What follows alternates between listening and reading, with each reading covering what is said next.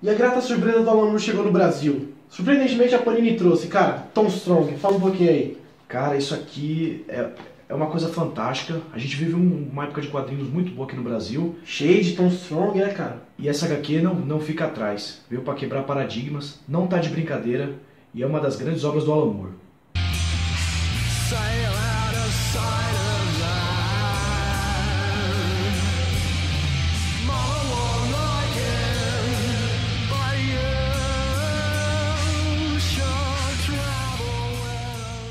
E fala um pouquinho do contexto de lançamento aí, cara.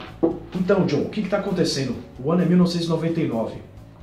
Tom Strong vai sair em junho de 1999. Só que além disso, o Alan Moore está escrevendo Top 10, A Liga Extraordinária. Prometeu tava pra lançar, né? Prometeu vai sair em agosto de 1999. Coisa Tomorrow linda Stories que também tá escrevendo ali. Então tem todo um esquema ali que o Alan Moore tá escrevendo tudo ao mesmo tempo. E são histórias, vale lembrar, são histórias de altíssima qualidade. E são histórias que vão competir pro Eisner. Mas então, John, o que é o Tom Strong? Eu vou até, aqui a resposta aqui pra você. Que honra, cara. O que é esse quadrinho Tom Strong? Cara, quando você pesquisa inicialmente, a primeira coisa que você encontra, todo mundo fala, inclusive aqui dentro, é que ele é um super-herói científico. Ele é pautado na razão pura, que o pai dele quer, até chama ele de experimento, né? Algumas pessoas ficam meio pé atrás. Fala um pouco dessa razão pura, que é algo que você comenta o tempo todo desde que você lê essa obra. Então, o interessante é que o pai do Strong, ele vai justamente querer criar o filho dele longe da nossa sociedade, né? Sem influência da nossa cultura, enfim, etc. E o Tom Strong ele vai crescer com outro tipo de educação, né, pautada na razão pura, na ciência, na lógica. E uma coisa que é interessante também é que o Alan Moore flerta muito com essa questão da dualidade, a história inteira. E ao mesmo tempo que o Tom Strong ele cresce nessa coisa da razão pura, ao mesmo tempo ele vai ter essa vivência junto com uma tribo, né, a tribo Ozu, né? E vai ser muito interessante porque ele vai ser criado com essa dualidade. É igual aquela do robô lá que tem com ele, né? Que ele tem o robô lá, que eu esqueci o nome, e o Rei Salomão, que é um macaco. E aí o macaco que é o pneumático, né? Isso, o pneumático. O pneumático. Enquanto o robô que não pensa, tanto que o pai dele frisa isso, ele não pensa.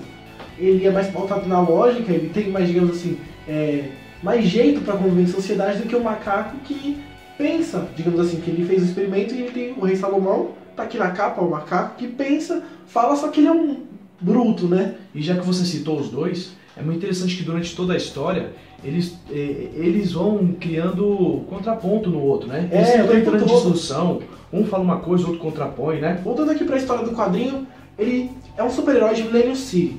Além dele ser um super-herói científico, ele também é um inventor. Tanto que lá na ilha, qual é o nome da ilha? Tabateru, né? Tabateru, uma coisa assim. Ele acaba criando energia limpa e renovável para toda a ilha, para todo mundo. Ele até fala, será que meu pai ficaria orgulhoso de mim? Ele vira um grande inventor, um grande gênio. Ele fabrica as próprias armas, os próprios aparatos, mostrando assim que tudo que o pai dele fez teve um efeito muito forte na vida dele. E não só o que o pai dele fez, porque a vida trouxe vários artifícios diferentes que acabavam combinando em quem o Tom Strong é, né? Então, né, cara, com todo esse pano de fundo, essa coisa legal que o Alan Moore criou, é bem executado o quadrinho, o roteiro e a arte dele. Fala um pouquinho aí. Então, Tom Strong, né, é uma coisa única, assim, também do Alan Moore, porque, por exemplo, o Tom Strong, ele tem diversas camadas de interpretação, de referência, só que o Alan Moore, ele consegue colocar isso num roteiro tão bem desenvolvido, tão bem fluido, que é gostoso de ler. Nossa, não fica uma coisa carregada, sabe? Quem olha pensa, às vezes pode parecer uma coisa genérica de super-herói, mas não, você tem as aventuras de um super-herói, que é bem fluido, bem desenvolvido, mas ao mesmo tempo você tem todo esse emaranhado de referência e conexão que vai estar tudo junto ali no quadrinho para você poder aproveitar, entendeu? Você tem diversos modos de leitura, isso é muito bom. E a arte do quadrinho é uma coisa muito bem trabalhada. Ele trabalha com quadros clássicos. Conversa muito bem, né? A escrita isso. Com os desenhos. Os desenhos são muito bonitos, são bem detalhados na maior parte do tempo. E em alguns momentos, né, quando, por exemplo, se passa no quadrinho, que passa dentro do quadrinho, a gente vai explicar melhor isso, outros desenhistas, né, vem alguns convidados, por exemplo, o próprio Dave Gibbons, que desenhou o Watchmen, vem e faz um trabalho fantástico, junto com outro desenhista regular da HQ, que também é ótimo. Então a HQ tem um trabalho visual, assim, muito bom. O Alan Moore aqui, cara, ele desenvolve uma coisa que não é bem original, né, que é a questão de existir uma história em quadrinho dentro do quadrinho. Diferente de Watchmen, que tem o conto do Cargueiro Negro, aqui é feito de outra forma. Dentro do mundo do Strong tem a história em quadrinhos do Strong, que as histórias podem ser reais, que aconteceram com ele, como pode não ser. Eles deixam isso bem claro. E aí o nome brinca um pouco com aquela coisa da influência da história, né? Da ideia, da informação que você recebe. Qual é mais influente? A história a luta que está acontecendo na primeira edição, ou o quadrinho que como é o nome dele? Deixa eu ver aqui. Time Turbo está lendo no momento. Qual que é mais influente? Pra gente não tem diferença. Só que o garoto tá tão entretido no negócio que pra ele tanto faz a história real. O que importa é a fictícia e que pode não ser fictícia. Então ela brinca com isso em vários níveis. Exatamente. É muito legal. O Tom Strong, ele pega muito firme no ponto da informação, né?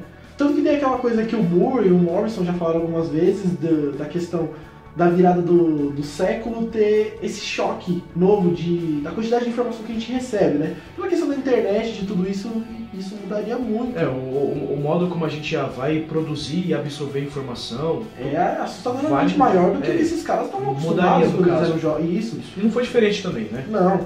O interessante aqui na edição 3 do Tom Strong é que, por exemplo, tem uma civilização antiga, azteca, que eles utilizam da cultura antiga deles, né, junto com uma tecnologia de programação de computador, eles vão criar, vê como é que é o negócio, eles vão criar um deus, eles vão invocar um deus. Porque é mais ou menos nisso que o mundo acredita no conceito de Deus, né? Que exatamente. É uma junção de ideias. Não é uma coisa que já está existente.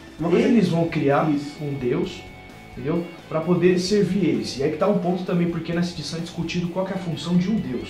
Isso. Olha o que é tratado numa HQ assim, que você olha aparentemente acha que é uma HQ de super-herói. Uma HQ que não vai tratar de muita coisa, uma HQ até assim. Então, é o que dá a pensar. E ele vai tratar justamente essa questão de informação. Entendeu?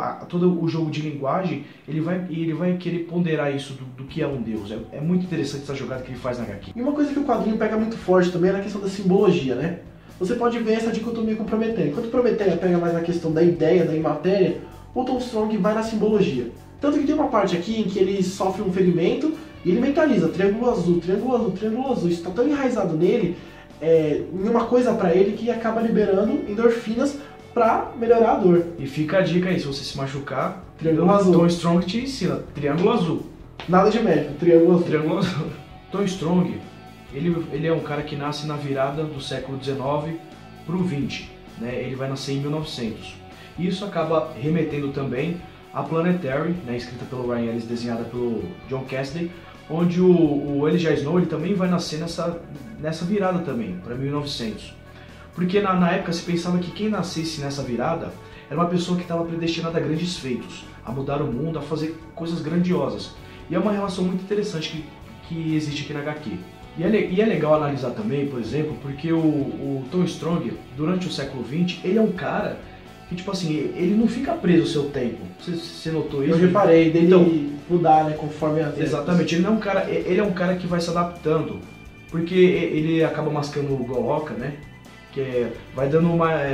energiza, ele dá saúde, exatamente, diz, segundo o povo lá da ilha. É tanto que, por exemplo, ele vai alcançar 99 anos, ele está em pura forma, entendeu? E o que ocorre? Durante o século XX, ele não para no tempo, ele não fica obsoleto, ele vai se adaptando. A arma dele, o jeito como ele vai entrar nos combates. Até a relação da tecnologia mecânica. Exatamente. Aquela coisa física manifestada. Vai mudando para informação. Vai ganhando uma metamorfose, vai tornando menos físico. E mais informático. Exatamente. Tanto que se você reparar, na parte que mostra ele na Segunda Guerra, acaba tendo mais a relação dele da luta, da briga, e ele mais velho acaba tendo um diálogo melhor, né? Uma coisa muito interessante também aqui em Tom Strong é que o Alan Moore ele coloca o Tom Strong como o cara também que vai combater o fascismo, entendeu? Em 1945 ele foi o cara que lutou ali para acabar com os grupos nazistas, né? Com os nazistas que estavam ali dominando ainda, e ele vai ser um cara, ele vai dar uma lição sobre fascismo, assim, que é fantástica. Assim, curto e grosso, coisa ele de fala, 2, 3 balões, ele né? deixa claro, entendeu? É uma coisa assim que você lê e você fica refletindo. Isso é muito interessante, como num quadrinho desse você discute coisas assim, tão abrangentes, né? Temas de história, política. Justamente por isso a gente tem nosso site, né, cara? Exatamente, é onde a gente aborda e explora diversos pontos dentro dos quadrinhos. E antes de ler Tom Strong, eu acabei lendo essa obra do Alan Moore, Superman, o que aconteceu ao Homem de Aço. E aqui é como se fosse a última história de Superman, né? E na primeira página ele inicia com um pequeno texto, bem curtinho, E no final tem uma citação que ficou na minha cabeça, cara, todo esse tempo que eu li essa história. Ele diz: esta é uma história imaginária, e não são todas? E isso ficava na minha cabeça, eu ficava tentando entender, mas eu nunca cheguei assim numa conclusão tão boa. E quando eu li Tom Strong, eu vi aquela coisa da história dentro da história, da questão da importância, da influência, foi aí que finalmente isso ficou melhor elucidado na minha cabeça. A gente vai ter um artigo sobre isso exatamente no site.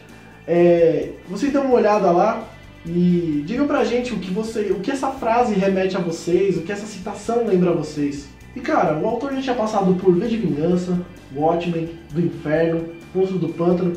Fala um pouquinho aí da bagagem dele até chegar no Tom Strong, que é uma história que, cara, sinceramente, eu gosto muito do Alan Moore, mas eu não esperava que ia ser tudo isso. É uma coisa muito curiosa, por exemplo, você vê que um quadrinho, aqui um encadernado curto, ele cita tantas coisas, faz referência a tantos conhecimentos assim, em um tempo muito curto, sabe? 7 edições. Então, ele desenvolve de uma forma esplendorosa, assim. Ele cita elementos de biologia, termodinâmica, ele tem uma pesquisa competente na área de sociedade antiga, como por exemplo a sociedade azteca, então a questão de construção. Programação, ele dá uma programação, lógica. Então, tudo isso você encontra assim, o tema de ocultismo de uma forma muito simples, assim, simbologia, né, cara? Colada num roteiro que assim é muito fluido, não cansa de você ler. Não é uma propaganda, sabe? Não é uma coisa carregada para você ler e não é forçado para você absorver aquilo. É bem simples de ler e entender, é fantástico. É muito tranquilo, é uma coisa sensacional assim. Então é isso, pessoal. Recomendação aqui do Arqueologia Vertigo, Tom Strong, vale muito a pena ler. E é isso aí, né? Curtiu o vídeo? Curte aí, dá seu like, se inscreva no canal e até mais. Somente a vida. Confere o significado de estrelas e planetas.